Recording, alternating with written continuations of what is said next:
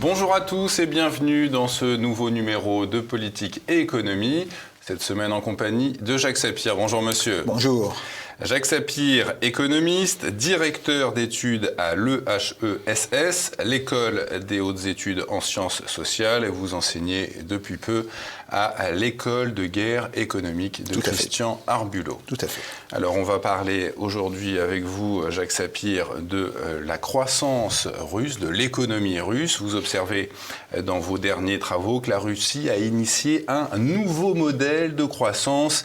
Vous observez ce phénomène depuis le printemps 2023. La croissance du PIB pour l'année dernière devrait se situer autour de 3,6 ou 3,7%. C'est d'abord une déroute, vous le constatez, pour les prévisionnistes occidentaux. Comment ont-ils pu à ce point sous-estimer la dynamique de l'économie russe ?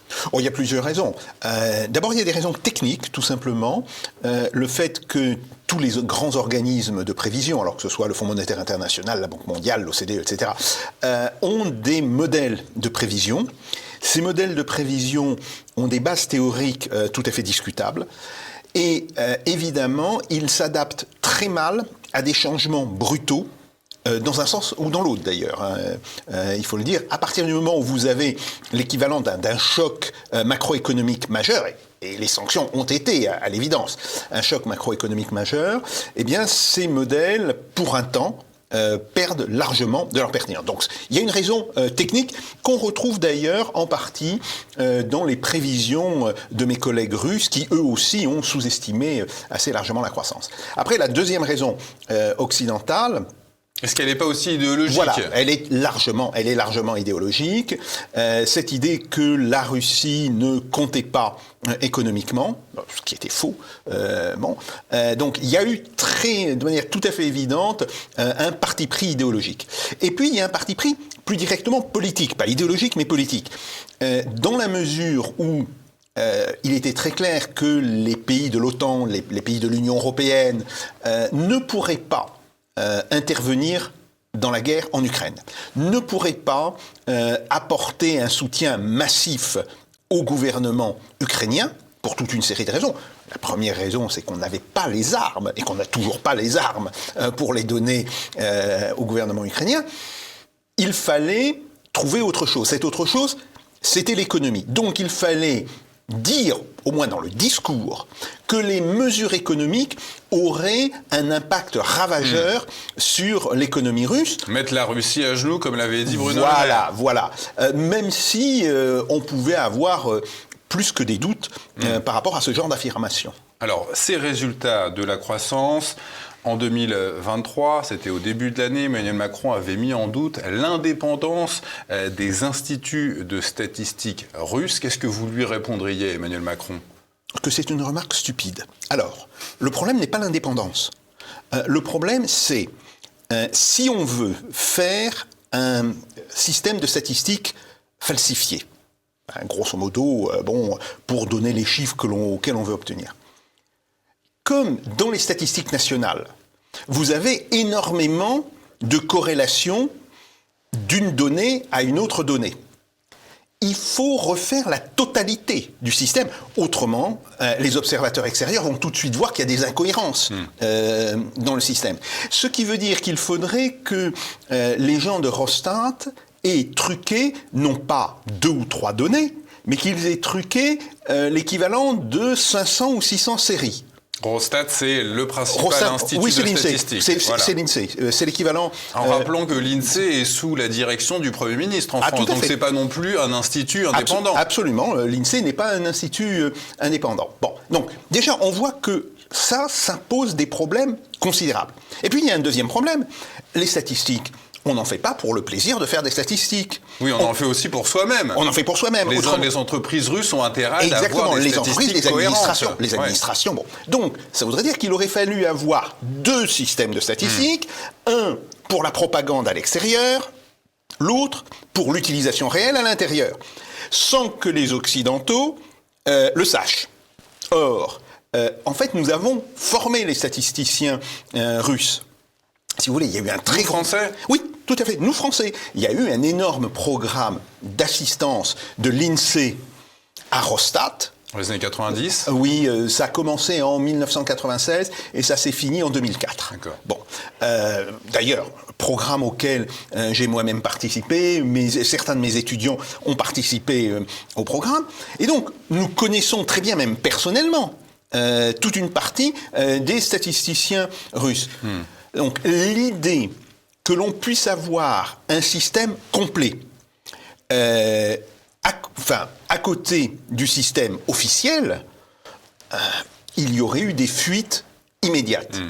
Donc, si vous voulez, en disant cela, Emmanuel Macron montre qu'il ne sait pas ce que sont les statistiques, il ne sait pas comment ça fonctionne, il n'a aucune idée, à l'évidence, de comment fonctionne même le système statistique français, et dans ces cas-là, il vaut mieux se taire. Cette croissance depuis mars 2023 que vous observez, qu'est-ce qui vous fait croire que la Russie est bien engagée dans une croissance réelle et pas dans une simple récupération du choc avec l'Ukraine ? Oui, alors c'est évidemment un des premiers problèmes que l'on pose, et c'est tout à fait réel, c'est ce qu'on appelle l'effet de base. Comme les statistiques russes sont données de mois en mois par rapport au même mois de l'année précédente, quand ce mois de l'année précédente a été très faible, évidemment que le retour à un niveau normal montre une croissance. Simplement, ce que l'on observe, c'est que globalement, les statistiques avaient baissé de 3 à 4%, bon, pas pendant toute l'année, mais disons au pire moment des sanctions en 2022, et qu'elles ont augmenté de 8 à 9% cette année. Donc, très clairement, c'est largement plus que l'effet de base. Il y a bien ce qu'on appelle une croissance réelle. Et aujourd'hui, on voit que au niveau du produit intérieur brut, du PIB, eh bien, on aura plus que récupéré le choc de l'année dernière, de 2022. Donc, 2022, on a été en récession de moins 2,1%.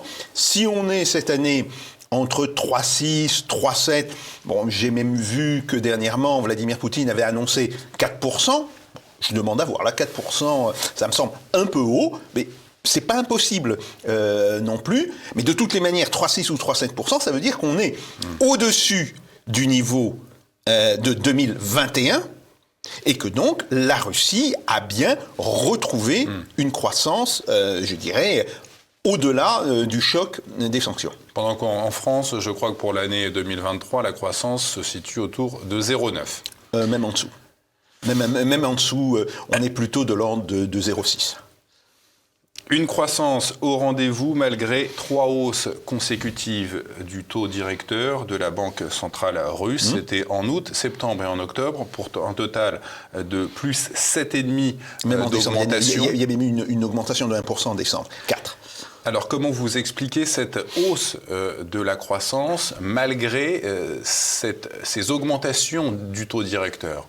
Alors, il y a plusieurs facteurs qui peuvent expliquer le maintien de la croissance. Premier facteur, c'est que oui, cette hausse est impressionnante, mais rapportée en termes réels. Qu'est-ce que ça veut dire ? Ça veut dire l'inflation vient se retrancher du taux d'intérêt. Il faut que le taux d'intérêt soit supérieur de toutes les manières à l'inflation. Et comme l'inflation est élevée actuellement en Russie, on n'est pas en réalité avec un taux d'intérêt de l'ordre de 16%, mais on est avec un taux d'intérêt réel de l'ordre de 8%. Alors, c'est beaucoup, bien sûr, mais c'est pas non plus les 16% annoncés. Ça, c'est le premier point. Le deuxième point, quelle est la part de l'investissement qui est financé par le crédit bancaire ? Et le taux d'intérêt, ça porte sur le crédit bancaire. Et là, ce que l'on constate, c'est que quand on regarde les investissements en capital fixe, ce que l'on appelle en France la FBCF, la formation brute de capital fixe, on voit que le crédit bancaire ne joue que sur 10% du total. D'ailleurs, c'est tout à fait étonnant. Et on voit d'ailleurs que les entreprises russes ont beaucoup réduit leur exposition au crédit bancaire au profit de l'autofinancement et au profit de formes de financement croisées entre les entreprises. Donc ça, c'est le premier point. Alors après, il est clair que les prêts bancaires jouent un rôle plus important sur le capital circulant. Autrement dit, une entreprise achète des matières premières ou des produits semi-finis, elle va les transformer, elle va les revendre, et pour faire cet achat de matières premières, elle va emprunter. Sauf que, comme on a une forte inflation, et comme ce cycle est un cycle assez court, d'ailleurs c'est classique, le crédit lié au capital circulant, il est sur 3 mois à peu près, il est sur 90 jours. Bon, comme en France d'ailleurs, hein, c'est ce qu'on appelle les effets à 90 jours en France. Eh bien, l'impact des fortes hausses de taux d'intérêt est largement amoindri. Reste le troisième point, qui est les ménages. Parce que les ménages, quand ils font de la consommation, et ils ont fait beaucoup de consommation en 2023, ils s'endettent. Ils prennent un crédit sur 3 ans, sur 5 ans, bon, etc. Alors là, il faut voir une chose, c'est que le salaire réel, et globalement le revenu réel des ménages, a augmenté. Alors le salaire réel, il a augmenté d'à peu près 8% cette année. 8% d'augmentation du salaire réel, plus l'augmentation de l'inflation, parce que quand on parle de l'augmentation du salaire réel, c'est le salaire nominal moins l'inflation. Donc l'augmentation du salaire nominal, ben c'est 16%. C'est entre 15 et 16%. Autrement dit, c'est le niveau du taux d'intérêt. Et donc c'est pour ça que, oui, ça commence à peser sur les ménages, mais en fait, pas tant que ça. Et les ménages continuent d'être avec un flux d'entrée de revenus tel qu'ils sont parfaitement capables de payer des taux d'intérêt extrêmement élevés. Donc on voit que les gens qui travaillent à la Banque centrale russe ont des compétences que les techniciens de la BCE n'auraient pas ? Alors je ne sais pas si c'est des compétences. Je pense que dans ce cas, c'est plutôt, je dirais, une forme de fixation sur les méthodes occidentales de politique monétaire.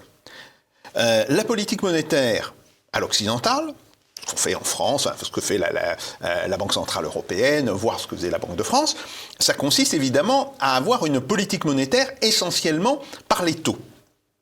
Et quand on est dans une économie comme la Russie, qui est relativement peu exposée au risque des taux d'intérêt, je ne dis pas qu'elle n'est pas exposée, mais qu'elle est quand même largement protégée de ça, en particulier pour les entreprises, eh bien on voit qu'il faut utiliser d'autres méthodes.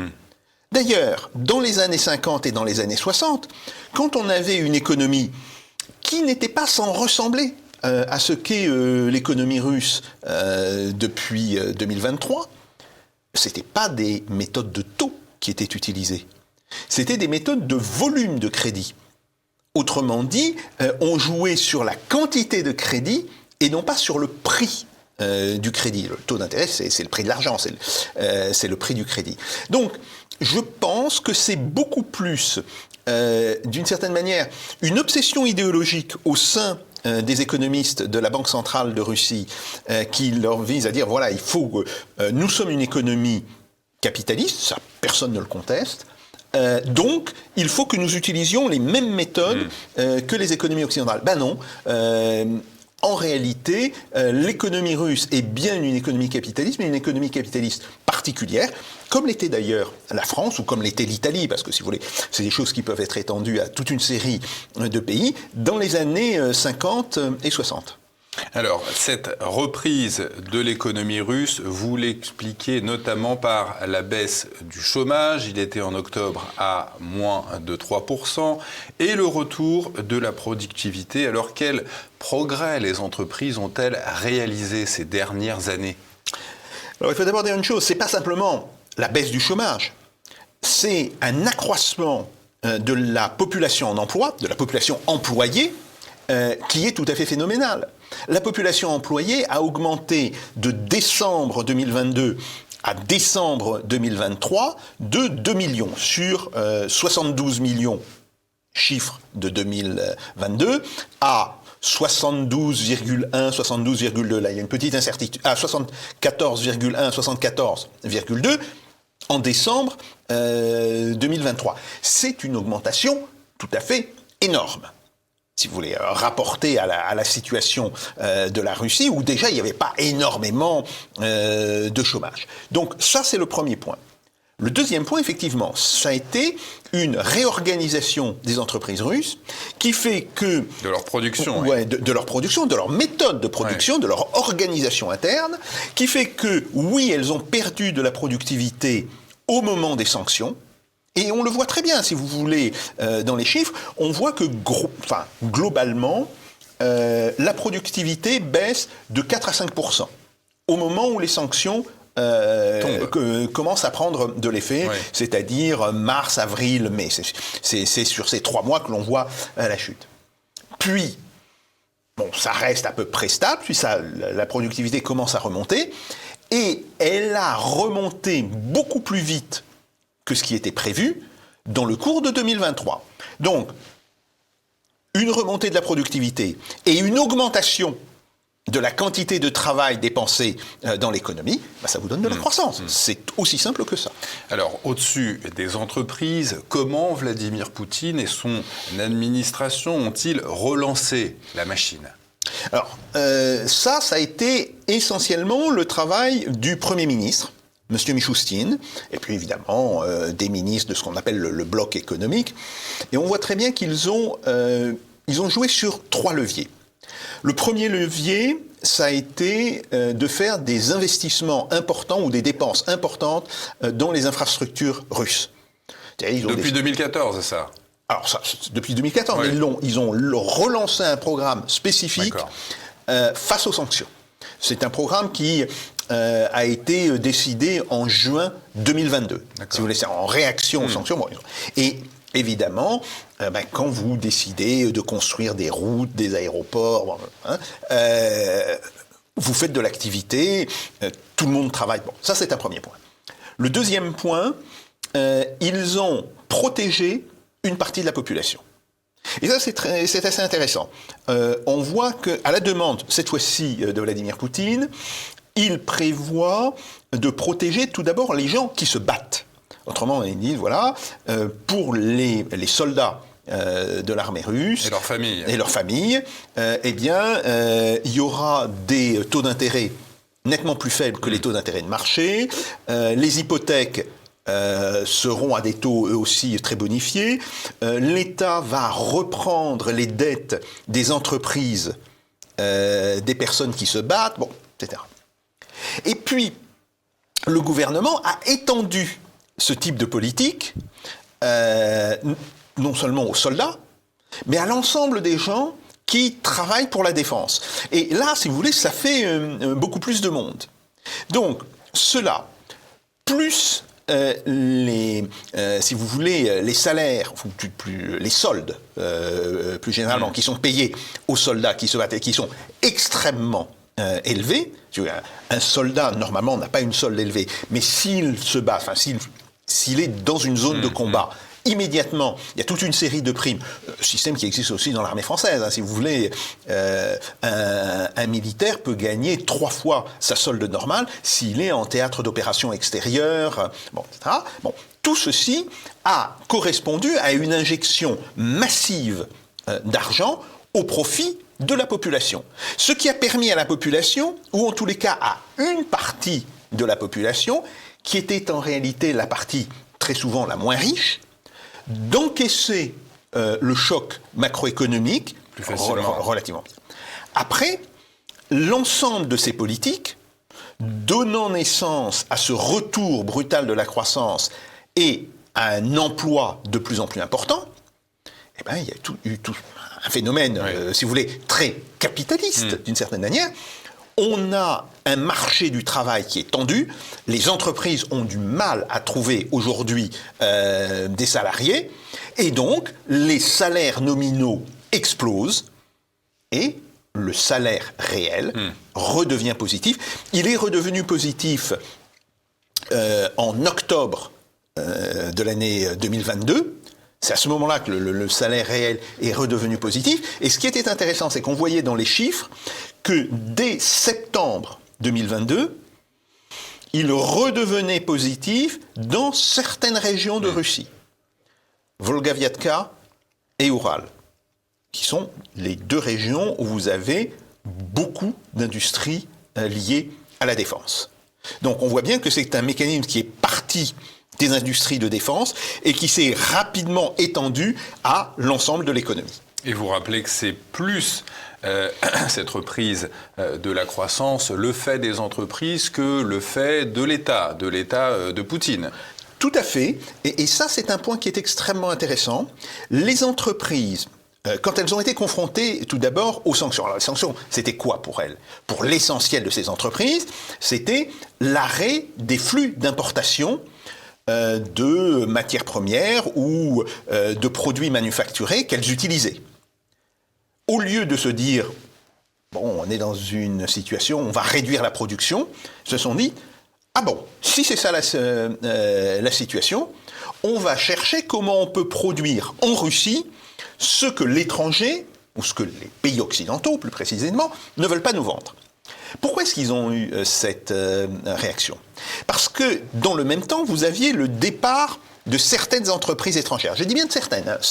D'autres entreprises étrangères sont restées. Par exemple, Decathlon est resté en Russie. Mais Renault est parti.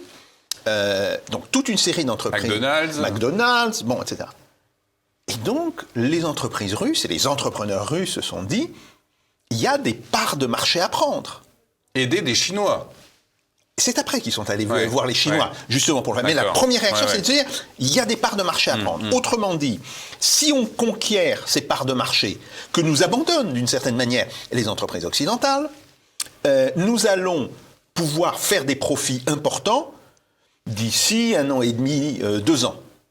Donc on peut très bien accepter une baisse des profits pendant une période de 6 mois, 1 an, pour investir, enfin des profits distribués, pour investir de manière très forte pour cela. Et ça a été un mécanisme, si vous voulez, qu'on explique a posteriori, et que l'on explique en allant interviewer des chefs d'entreprise qui vous disent ce qui s'est passé, mais que l'on n'avait pas imaginé en tant que tel, par exemple au mois de mai, au mois d'avril ou au mois de mai 2022. Et ça a été une véritable surprise, que ce soit pour les collègues russes ou que ce soit pour moi-même, puisque je continue de m'entretenir par courriel, par Zoom, etc., avec toute une série de chefs d'entreprise russes. Et j'ai vu a posteriori le type de raisonnement qu'ils avaient tenu. Et ça, c'est extrêmement intéressant parce que ça veut dire que ces entreprises n'ont pas subi les sanctions, elles se sont servies des sanctions et aussi du cadre qu'avait créé le gouvernement, qui avait fait des crédits bonifiés pendant toute une période, pour rebondir et pour partir à la conquête, je dirais, de toutes ces parts de marché laissées vacantes par le départ des entreprises occidentales. Alors après, évidemment, elles sont allées chercher les entreprises chinoises, elles se sont alliées avec des entreprises chinoises pour pouvoir le faire. Cette nouvelle trajectoire de croissance russe, vous estimez qu'elle a démarré à peu près en 2017. Est-ce que vous pensez que l'administration de Moscou a anticipé ce qui allait se passer en 2022, à savoir cette guerre avec l'Ukraine, pour permettre au privé, au secteur privé, de faire ce qu'il fait en ce moment, à savoir faire de la croissance? Alors, c'est assez complexe de répondre à votre question. Ce que l'on peut dire, c'est que, effectivement, après une période de relative stagnation, qui va de 2013 à 2017, on voit qu'à partir de 2017, l'économie russe repart de l'avant, recommence à croître. Et elle croît essentiellement parce qu'il y a une politique publique, politique du gouvernement, qui aide les entreprises. Bon, donc ça, c'est un premier point. Sur la question des sanctions, il est clair que la dimension financière des sanctions, c'est-à-dire le blocage de SWIFT, le gel des avoirs de la Banque centrale de Russie, bon, tout ce genre de choses, ça avait été anticipé. Et c'est ce qui explique le fait que le gouvernement a mis en place des mesures correctives extrêmement rapidement. Globalement, si on regarde maintenant l'ensemble des sanctions, parce qu'il n'y a pas que la dimension financière des sanctions, il y a toute la dimension qui porte sur l'import-export. Là, on voit que le gouvernement a réagi très vite. Alors, est-ce qu'il s'agit de quelque chose qui avait été préparé à l'avance? Est-ce que c'est simplement une réaction opportuniste? Mais je suis quand même frappé, si vous voulez. Les premières vagues de sanctions, en tous les cas pour l'Union européenne, sont prises fin février et dans les tout premiers jours de mars. Or, le projet de loi sur le développement économique, qui va justement contenir l'ensemble des mesures de soutien à l'économie face aux sanctions, il est présenté au Parlement russe, à la Douma d'État, le 8 mars. Très tôt. C'est grosso modo 72 heures après que les dirigeants russes aient pu faire, je dirais, un premier bilan des sanctions auxquelles ils étaient confrontés. Donc, de toutes les manières, il est très clair que le gouvernement a été extrêmement réactif de ce point de vue-là. Et alors, chose encore plus importante, que le gouvernement soit réactif, le gouvernement russe l'est assez souvent, mais l'administration, elle, l'est beaucoup moins. Si vous voulez, ça c'est un gros problème qui existe aussi en France.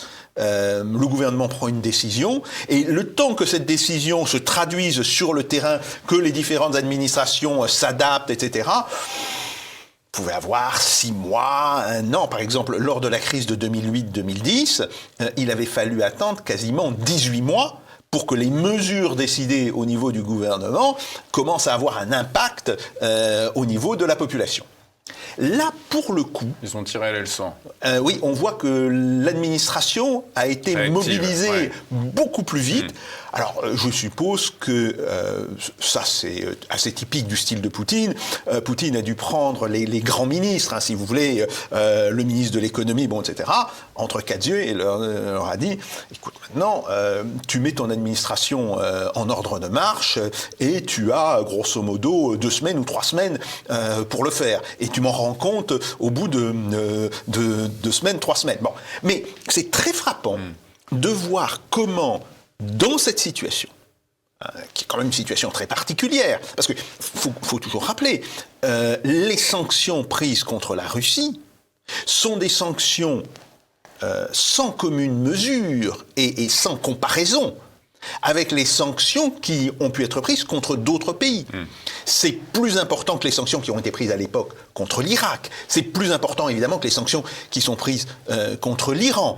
Oui, c'est des sanctions en temps de paix. C'est des sanctions en temps de paix. C'est des sanctions qui sont très largement inouïes. Inédites.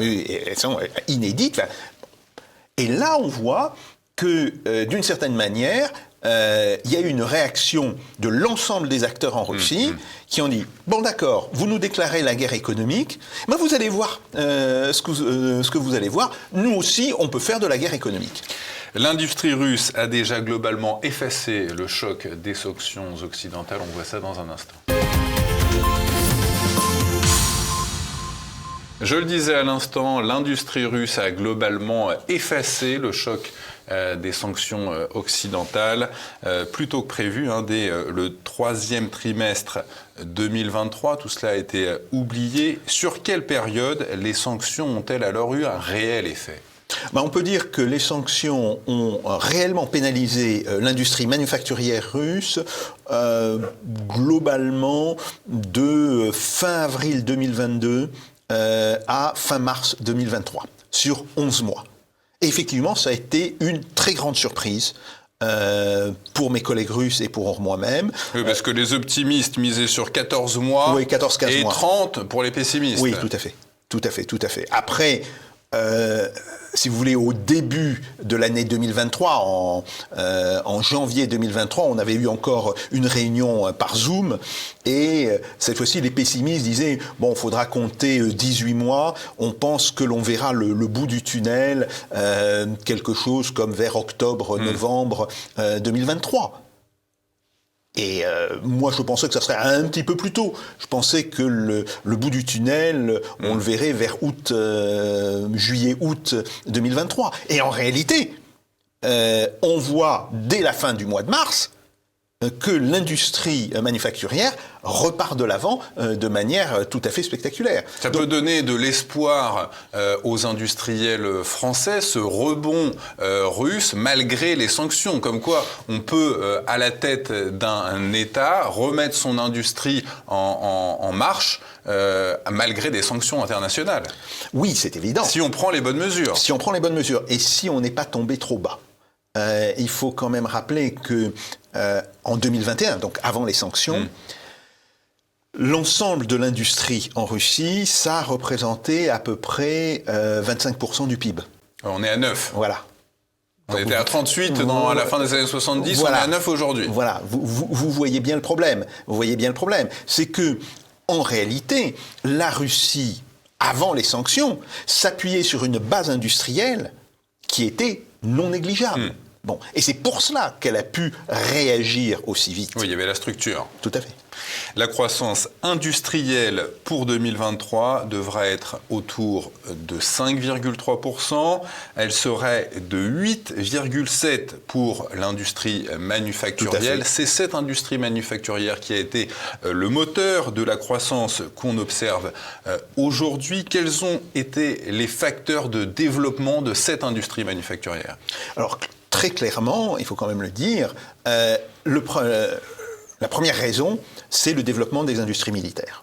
Ça explique probablement entre 1 tiers et 40% de la croissance. L'effort de guerre. L'effort de guerre, si vous voulez.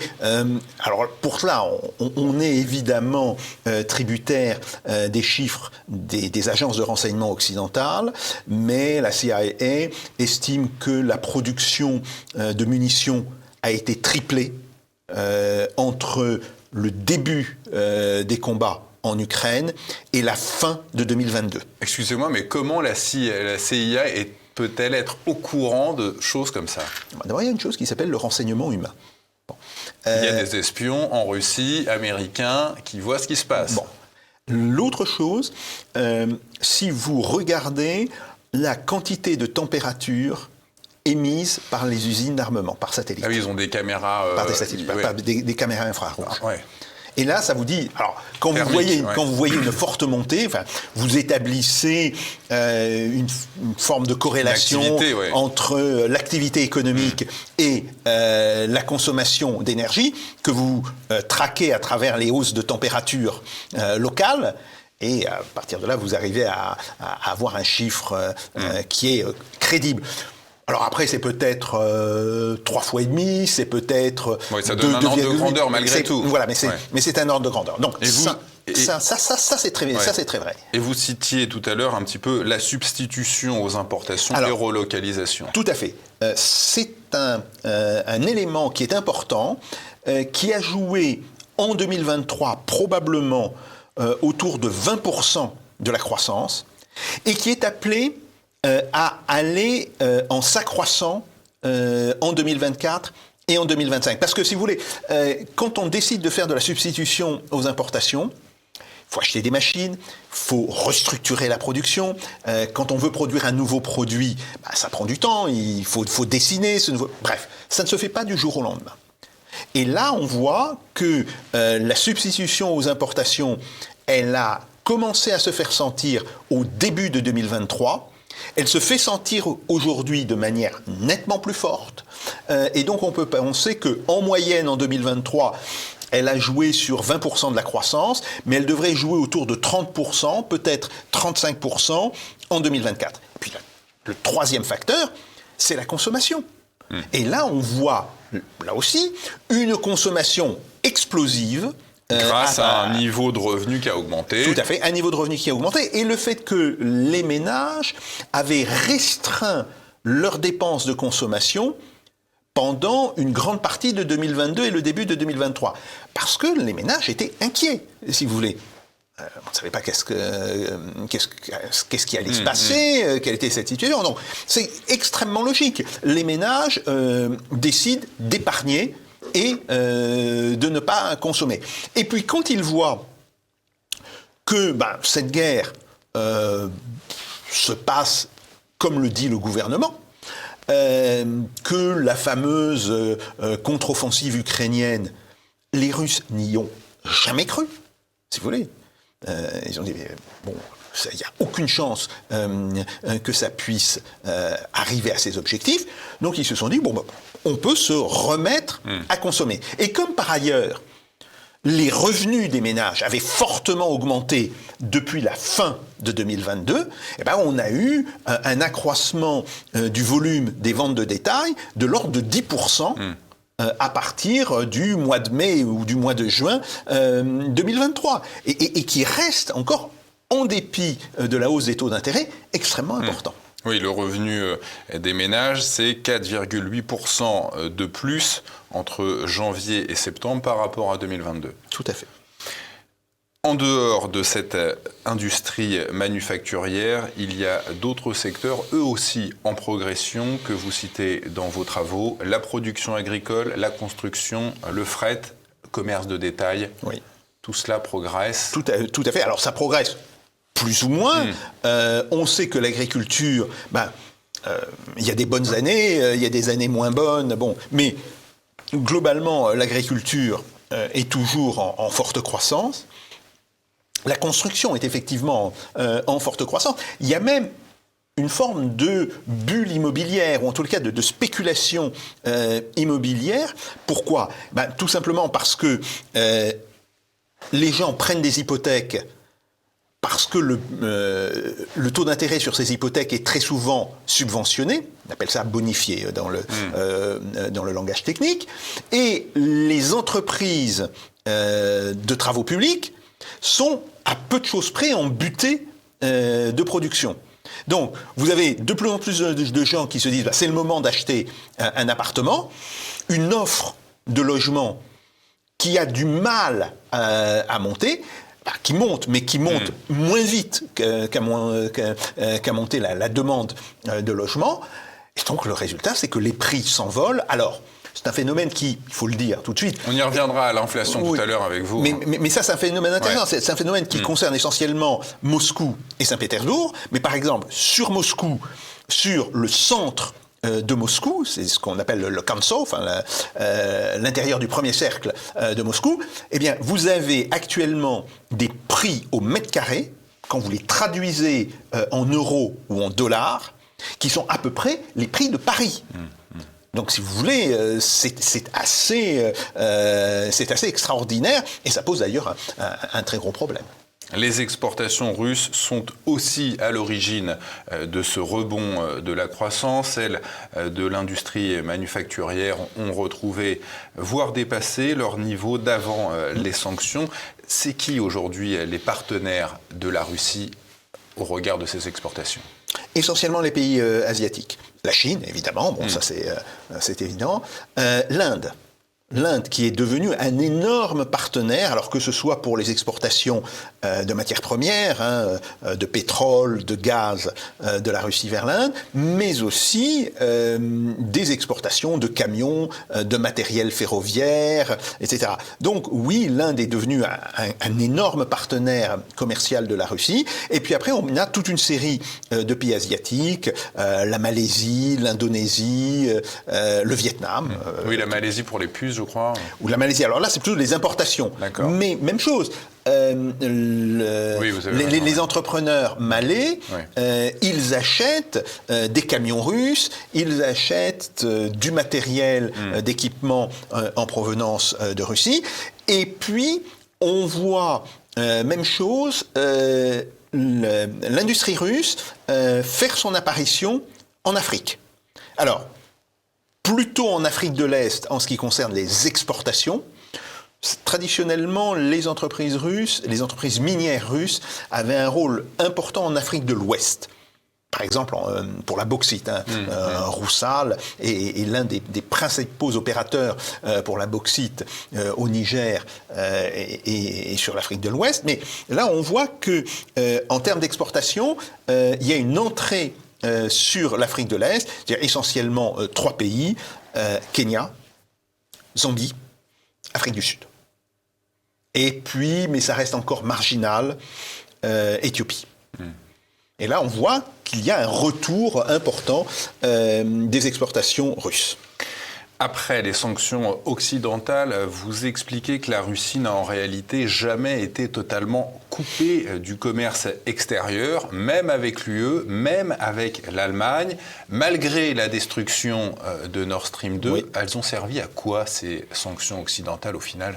Alors, elles ont qu'il y a eu un effet. Mais... Non, elles ont très largement réduit la part du commerce. Il faut quand même rappeler que le commerce de la Russie, la part plus exactement de l'Union européenne dans le commerce de la Russie, c'était environ 45%.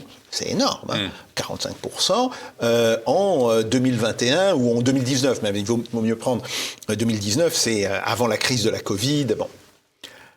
Et on est tombé actuellement autour de 25%. Alors, mais ce que je voulais dire, c'est que l'Occident sanctionne la Russie et continue c'est une forme d'hypocrisie énorme. Ah oui, mais parce qu'on ne peut pas faire autrement. Si vous voulez, on ne peut tout simplement, on ne peut tout simplement pas faire autrement. Les États-Unis d'ailleurs continuent de commercer avec la Russie et ils ont refusé d'introduire importation de métaux russes. Les États-Unis, importation d'engrais russes ou de produits chimiques qui servent à faire des engrais et de l'azote, tout à fait. Biden avait dit, mais si on se coupe de cette source d'approvisionnement, il n'y aura plus d'agriculture américaine. Oui, voilà, tout est dit. Puis il y a toute une série de choses. Les moteurs fusées. Si vous voulez, les fusées de M. Elon Musk, elles ont des moteurs russes. Et M. Elon Musk, il a dit, pas question qu'on touche à ce genre de choses. Bon, donc, oui, de toutes les manières, les pays occidentaux ne pouvaient pas, je ne dis pas qu'ils ne voulaient pas, mais ils ne pouvaient pas couper du jour au lendemain la totalité de leurs liens commerciaux avec la Russie. Oui, vous parlez de ces gazoducs dont j'ignorais l'existence, Amitié et Fraternité, qui continuent à desservir l'Allemagne en gaz. Tout à fait. Alors, bien moins, aujourd'hui, en quantité de gaz sous forme gazeuse. L'Allemagne importe environ entre le quart et 20% de ce qu'elle importait avant les opérations militaires en Ukraine. Quand même une réduction tout à fait considérable. Bon. Mais c'est pas zéro. Et par ailleurs, l'Allemagne a évidemment augmenté très fortement ses importations de gaz naturel liquéfié, de GNL. Et une partie du GNL, on le sait, vient de Russie. Alors qu'ils viennent directement ou qu'ils viennent indirectement. Par l'Inde. Il y a différents autres pays qui contribuent à cela. Et on peut penser aujourd'hui que plus de la moitié du GNL acheté par l'Allemagne est du GNL russe. Alors la croissance de l'industrie, elle est actuellement de 5,3, en 2023. Elle devrait légèrement baisser au premier trimestre à 4% et encore au deuxième à 2,2%. Pourquoi ce creux ? Alors, deux raisons. Première raison, c'est l'effet de base. Comme on a été au deuxième trimestre 2023 face à une forte hausse, eh bien, évidemment, la hausse sur la hausse, en fait, c'est une hausse au carré, elle est moins importante. Mais quand même, avoir dans n'importe quel pays une industrie qui augmente de 2,5% par an, globalement, c'est un succès énorme pour l'économie. Je rappelle que l'industrie allemande est en récession, que l'industrie française, qui est certes très faible, mais que l'industrie française, au mieux, elle va stabiliser, autrement dit, elle sera à zéro. Que l'industrie américaine devrait avoir un taux de croissance de l'ordre de 1%. Donc, 2,5, ça reste important. Et puis, il y a une deuxième raison, c'est le fait que l'industrie manque d'effectifs.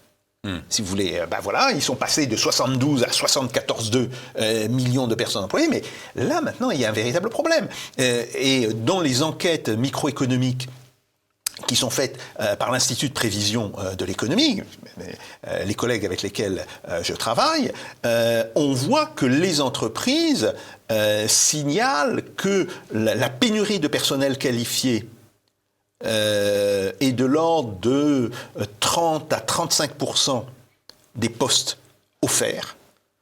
Donc ils ont du mal vraiment à recruter. Et la pénurie de personnel non qualifié est de l'ordre de 20%. Vous pensez que la Russie pourra avoir recours à l'immigration ou à une relance de la politique familiale, de la natalité ?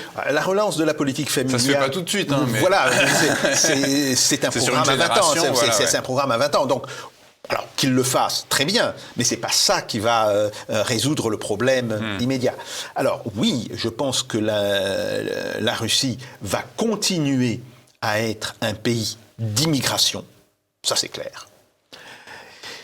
Et qu'elle va probablement aller chercher des migrants à haute qualification dans un certain nombre de pays. Dans les anciennes républiques du Sud ? Alors, oui, ça peut, mais c'est pas là où on trouvera les gens avec le niveau de formation. Ou plus exactement, oui, vous avez des jeunes Arméniens qui ont un très bon niveau de formation, mais le problème, ils travaillent déjà à Moscou. Si vous voulez, ils travaillent déjà en Russie en réalité. Donc, c'est pas tellement là qu'ils peuvent jouer. Ce qu'ils peuvent, c'est aller démarcher des jeunes Chinois, des jeunes Vietnamiens. Tous les ingénieurs de Chine. Voilà, pour leur dire, venez. En sachant que, bien sûr, il faut savoir parler le russe, ou en tous les cas l'anglais, mais très souvent, les jeunes diplômés, que ce soit les Chinois, que ce soit les Vietnamiens, ou même que ce soit les Indiens, ils parlent l'anglais, et puis ils sont capables de se mettre au russe assez rapidement, en 6 mois, 1 an. Donc oui, la Russie va être contrainte d'avoir recours à une immigration assez importante. D'ailleurs, elle est en train, enfin, elle a déjà mis largement ça sur pied, mais elle est en train de renforcer son dispositif. Ce sont des centres qui sont à l'étranger, où les gens qui veulent migrer en Russie viennent se faire enregistrer. On vérifie qu'ils ont un contrat de travail, on vérifie leur niveau linguistique. Si besoin, il y a des cours de langue qui sont donnés, et on les met au courant de l'ensemble de la législation sociale de manière à ce que, dès qu'ils arrivent sur le territoire russe, ils prennent une assurance. Il y a même les syndicats sont d'ailleurs présents à ce niveau-là. Donc, il y a une forme d'organisation de l'immigration, mais il est clair qu'ils vont avoir recours à cela pour l'équivalent d'au moins 600 à 700 000 personnes dans l'année 2024. De toute façon, qu'ils ne pourront pas forcément compter sur ces personnes russes qui ont fui le pays après le déclenchement. Beaucoup sont rentrés. Oui. Beaucoup sont rentrés. Pas tous ne reviendront pas. Tous ne reviendront pas, en particulier parce qu'on avait compté dans les gens qui étaient partis de Russie, des gens qui en réalité ne vivaient plus en Russie. Si vous voulez. Il y avait des gens qui déjà vivaient en France, en Allemagne, en Italie, etc. Donc, qui avaient un passeport russe, qui étaient ressortis, mais bon. Ouais. Les gens qui sont réellement partis, on peut penser qu'entre le tiers et la moitié sont revenus. Oui, d'accord. On l'évoquait un petit peu tout à l'heure, Jacques Sapir, avec vous. L'un des problèmes majeurs de la Russie reste l'inflation, revenue à la fin du printemps dernier. Elle était fin novembre à 7,5% selon la Banque centrale russe. Pourquoi vous pensez qu'elle devrait rester à un niveau élevé ? Tout simplement le marché de l'emploi. Si vous voulez, il y a là, pour le coup, la fameuse courbe de Phillips dont on avait tant parlé dans les années 60, 70, elle joue à plein. Elle joue à plein.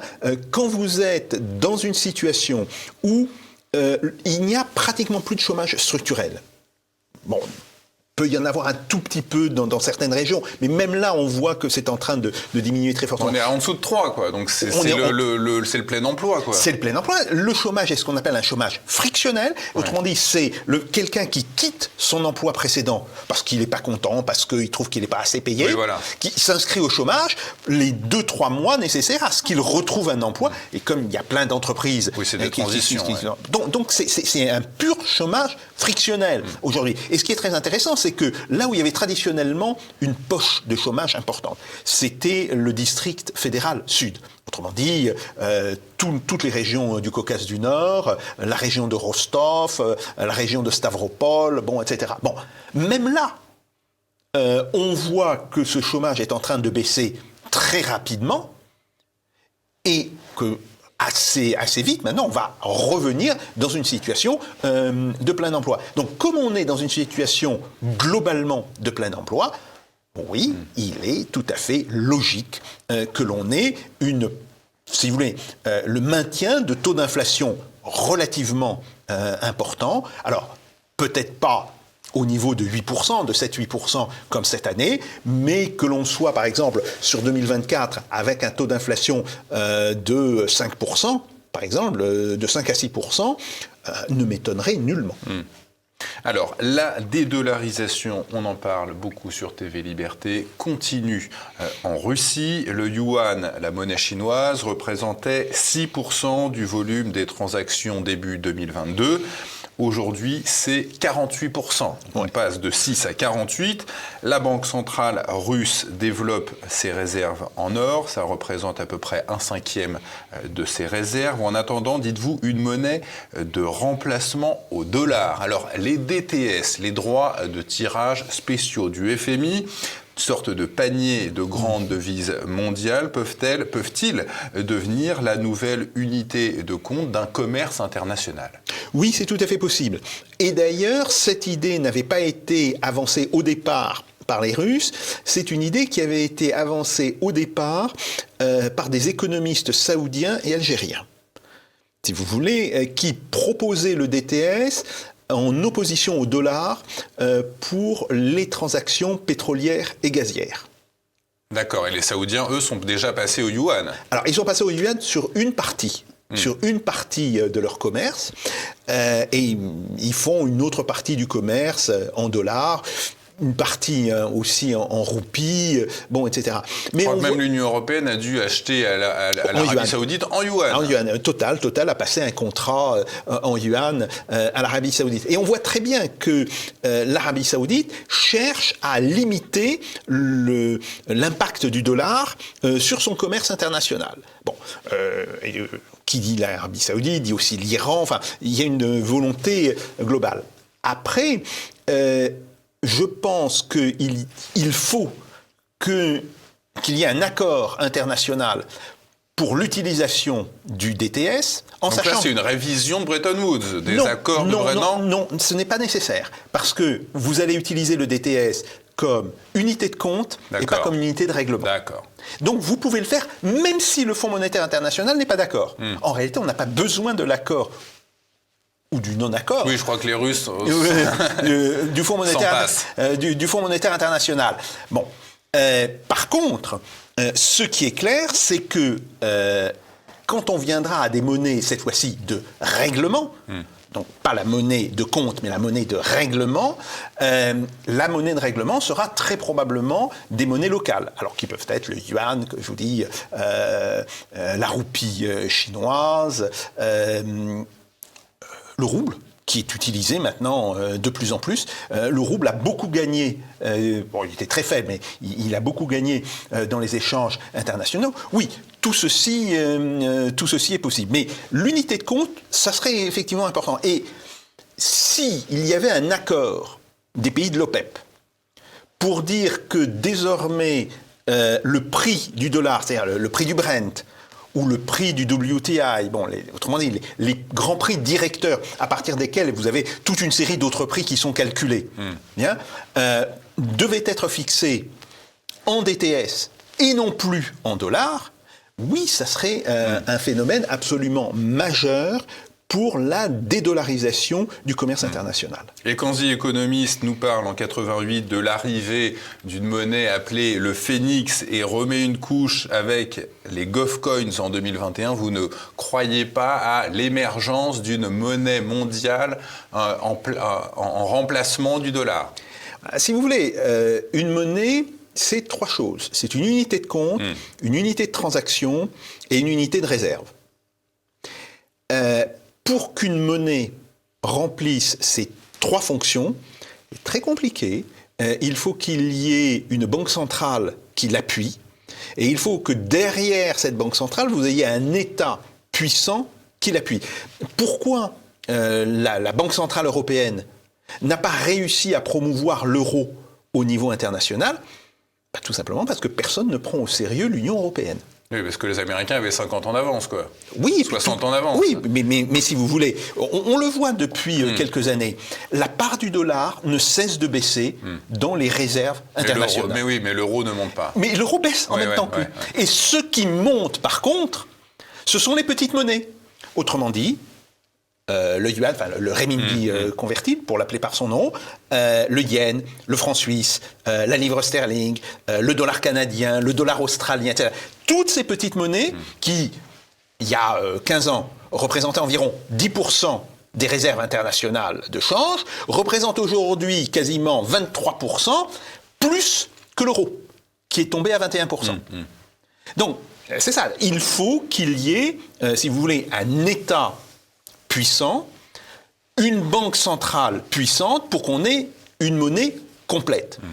Maintenant, si on veut simplement avoir une des fonctions de cette monnaie, par exemple la fonction d'unité de compte, c'est beaucoup plus facile, ça pose beaucoup moins de problèmes que la constitution générale d'une monnaie. Ça sera ma dernière question, Jacques Sapir, avec cette entrée de la Russie en guerre le 24 février 2022, son modèle de développement est beaucoup moins dans un capitalisme financier qu'auparavant. Comment pourrait-on redéfinir le modèle russe actuel? Effectivement, c'est un véritable problème. Alors, la Russie est rentrée dans un modèle de capitalisme rentier dans les années 90. Si vous voulez, les années Yeltsin correspondent à un capitalisme rentier, voire à des méthodes de prédation par les grands oligarques. Avec l'arrivée de Vladimir Poutine au pouvoir, on est sorti de ce capitalisme rentier, mais pour rentrer dans un capitalisme qui était relativement financiarisé, qui allait en fait dans la voie de l'ensemble des modèles capitalistes au niveau international, mais avec des éléments de développement industriel qui étaient maintenus, alors que dans d'autres pays comme la France, la financiarisation s'est accompagnée d'une désindustrialisation importante. Et puis, ce que l'on voit aujourd'hui, depuis en fait 2017, mais qui s'est accéléré de manière extrêmement importante depuis 2022, avec l'impact de la guerre, c'est un capitalisme qui cette fois-ci se définanciarise. Je vous dis, c'est le rôle de la finance bancaire dans le financement des investissements est tombé très bas. Il est tombé pratiquement au tiers de ce qu'il était. Et il n'avait jamais été très très très important, mais quand même, il était à plus de 35% avant, mais là il est tombé à moins de 10%. Et il y a une forme de symbiose entre le secteur public au sens strict du terme, les entreprises publiques, qui sont, il faut toujours le rappeler, les entreprises publiques sont des entreprises par action dont l'État a 51% des actions. Mais donc 49% des actions sont dans le privé. Et les entreprises privées. Et c'est la combinaison maintenant de ces trois secteurs, de ces trois éléments, qui est en train de redéfinir une économie dans laquelle, très clairement, les perspectives des entrepreneurs doivent se confronter aux perspectives de la puissance publique. Et il y a toute une série de mécanismes. Alors certains mécanismes sont formels. Il y a des réunions des entrepreneurs auxquelles d'ailleurs vient très souvent Vladimir Poutine pour expliquer qu'est-ce que va faire le gouvernement. Et quand c'est pas Vladimir Poutine, c'est son Premier ministre, Monsieur Mishustin, qui vient expliquer quelle est la politique du gouvernement. Ça c'est une chose. Et il y a aussi des mécanismes informels. Autrement dit, des réunions, par exemple, les dirigeants d'une branche peuvent venir voir le Premier ministre. Tout ceci indique en réalité une forme de symbiose entre le poids de l'État et l'initiative des entrepreneurs qui est aujourd'hui très nouvelle par rapport à ce qui était la doctrine Poutine exprimée au début des années 2000, qui consistait à dire, bon, il y a un secteur de l'industrie sur lequel nous allons conserver le contrôle, c'était en réalité les industries militaires. Il y a un secteur de l'industrie sur lequel nous pouvons négocier, y compris avec des entreprises étrangères, mais il faut qu'on se mette d'accord. Et c'était en particulier l'automobile. Bon, c'est comme ça d'ailleurs que Renault est entré en Russie. Et puis le reste de l'économie, on ne demande aux entrepreneurs que de payer leurs impôts. Et puis pour le reste, l'État n'a pas à intervenir là-dedans. Et on est passé quand même de ce type de vision du développement économique à une forme qui est aujourd'hui beaucoup plus, si vous voulez, en symbiose entre la puissance publique et l'activité privée. Cette symbiose, est-ce qu'on peut la résumer en un mot, planification ? Ça devrait être le cas. Ça devrait être le cas. Il faut dire que le thème de la planification est devenu, je dirais, un point central du débat économique en Russie en 2019, avant la crise Covid. C'est extrêmement intéressant. Et alors la planification, ça peut faire peur à certains téléspectateurs, le plan quinquennaux, les plans quinquennaux de l'Union soviétique. Bien sûr, mais c'est ce qu'on faisait en France dans les années 60. Exactement, et ils regardent beaucoup le modèle de planification chinois. Qui fonctionne actuellement, qui est d'ailleurs lui-même très inspiré du modèle français. Bon, donc oui, il y a très clairement cela, même si aujourd'hui il n'y a pas encore l'ensemble des institutions nécessaires. Par exemple, il n'y a pas l'équivalent d'un commissariat général au plan, c'est beaucoup plus le cabinet du Premier ministre qui en tient le bout. Nous en France, on a François Bayrou au plan, je crois. Bon. Merci à vous, Jacques Sapir, d'avoir répondu aux questions de TV Liberté. C'est la fin de cet entretien. N'hésitez pas à cliquer sur le pouce en l'air, à nous laisser vos commentaires et à partager un maximum cet entretien. On se retrouve la semaine prochaine. À bientôt.